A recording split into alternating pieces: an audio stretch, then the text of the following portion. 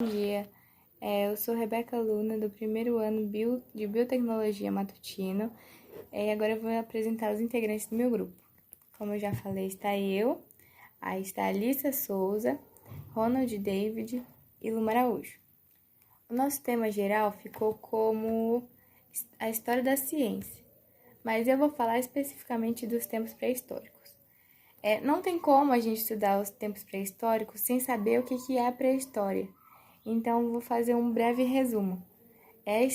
A pré-história é tudo o que vem antes da escrita. A pré-história só começou a ser estudada na segunda metade do século XIX. Antes disso, não sabia nada sobre ela, não sabia o que existia nela. Tudo que é conhecido antes segundo século XIX era baseado em escrituras de teologia, no caso era só religião, não existia nada de ciência. Na pré-história, ocorreu o descobrimento de esqueletos, ossos, instrumentos e materiais diversos de épocas pretéritas, de épocas passadas. Isso seria indícios de que existiria uma antiguidade maior do que a aceita até a segunda metade do século XIX. Na Grécia Antiga foram encontrados vários fósseis e ninguém chegava à conclusão de onde era, quanto tempo tinha aqueles fósseis. E por essa discordância, eles não chegavam a lugar nenhum. Por essa discordância, impediam a compreensão do que realmente poderia ter ocorrido. Nesse próximo slide, nós vamos falar sobre as 5 principais técnicas de aferição da antiguidade, que é de hoje em dia, que é como nós datamos as coisas do passado. Aqueles fósseis de museu, aí lá embaixo na descrição tá, existe há 5.000 anos, e a gente fica perguntando, como que a gente sabe se é 5.000 anos antes de Cristo, depois de Cristo? Justamente por causa de hoje, que é as 5 principais técnicas de aferição da antiguidade. Elas são dendrocronologia, análise dos sedimentos de materiais de origem glacial, carbono 14, potássio argônico e termoluminescência. A dendrocronologia é a observação dos anéis do crescimento das árvores. Então, a gente pode datar coisas mais atuais, modernas. E o terceiro, carbono 14, data-se pela radioatividade, pelos isótopos de carbono que ainda existem no fóssil, no esqueleto. E essa técnica de aferição pode ser usada com materiais com antiguidade inferior a 40.000 anos. Então, também não é muito antigo de saber a data.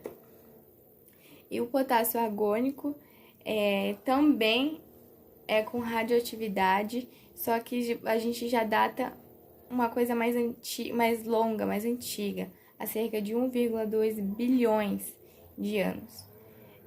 E o termoluminescência data já utensílios de argila, se baseia no nível de radioatividade também. Boa noite, eu sou a Alice para falar um pouco sobre a evolução da espécie humana e o Homo sapiens. Bom, a compreensão da espécie humana. A compreensão da vida e do homem ocorreu pela metade do século XIX, mas teve um livro de Charles Darwin que foi lançado em 1859, onde ele cita a sua teoria. O nome do livro é A Origem das Espécies. Nele, o Darwin cita uma teoria científica, em que a forma de vida evolui ao longo de gerações por meio de um processo de seleção natural. O livro também tratava de implicar e recusar o momento da formação da Terra e do homem. Evidentemente, outros cientistas também tinham ideias, conceitos e teorias sobre a evolução da vida e do homem.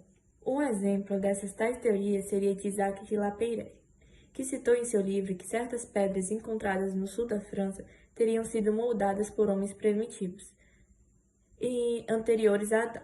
Seu livro teria sido queimado em 1655. Agora eu vou falar um pouco sobre o Homo sapiens, que ocorreu na pré-história, denominada pela arqueologia do Paleolítico Superior, que tinha sua motivação, sua previsão, sua memória e sua imaginação mais desenvolvidas do que as dos seus ancestrais. Eles também tinham modificações estruturais na sua faringe e língua.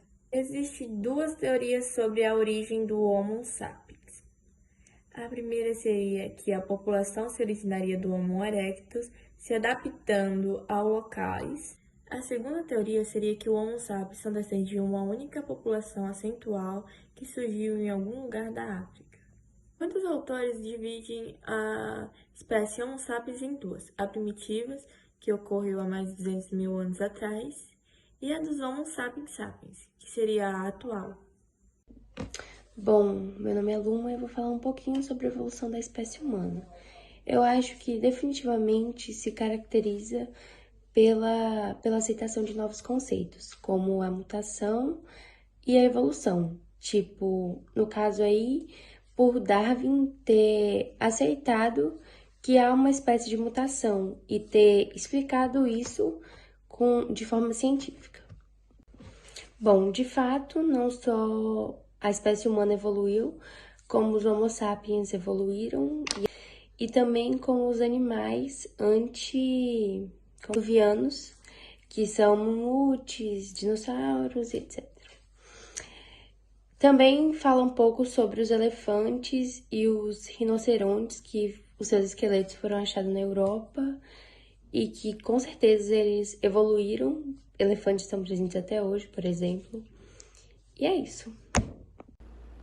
Olá, meu nome é Ronald e eu vim apresentar sobre o trabalho do período neolítico e idade dos metais. O período neolítico, o período da pedra polida, foi o período da utilização de artefatos construídos através de pedras e ossos de animais. Eles afiavam as pedras e amarravam com cipó em pedaços de pau, e assim conseguindo fazer o machado ou até mesmo uma marreta. E os ossos de animais, eles afiavam para fazer lanças e usavam para coisas menores. A agricultura foi diferente em tais regiões, como vemos até hoje em dia. O arroz e o sorgo foi na China e no sudeste da Ásia. O trigo, a cevada, o centeio, a aveia e leguminosas foram na Mesopotâmia e na Anatália, e no sul da Europa. O milho, feijão e batata foram na América Central e em regiões indianas. A partir da agricultura, veio algumas tecnologias como o arado e a irrigação, e outras. E também a partir da agricultura, as famílias começaram a se fixar em tais regiões. A partir das necessidades, foram surgindo ideias como a criação da cerâmica para copos, jarras e potes, vestimentas e agasalhos como na pele de animais e a domesticação de animais e a energia eólica. Sobre a religião, eles não tinham capacidade de saber como acontecia um fenômeno natural, e assim dava culpa a um deus, como por exemplo, se acontecia um vulcanismo, eles davam culpa em tal deus. Se acontecesse bênçãos em sua plantação, eles falavam que era um presente de um deus para eles.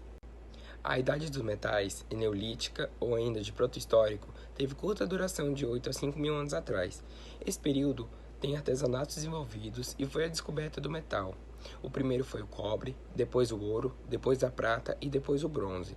A linguagem também estava desenvolvida, assim surgindo grandes povoados com alto mercado, e o surgimento da matemática e uma ciência não tão desenvolvida. O cobre foi descoberto há 8 mil anos atrás no sudoeste europeu. O ouro e a prata também foi nessa época, porém foi mais lentamente. O bronze foi fabricado no primeiro, na Mesopotâmia, por volta de 6 mil anos. Depois na Grécia e na China, há 5 mil anos, e assim se espalhando pelo mundo.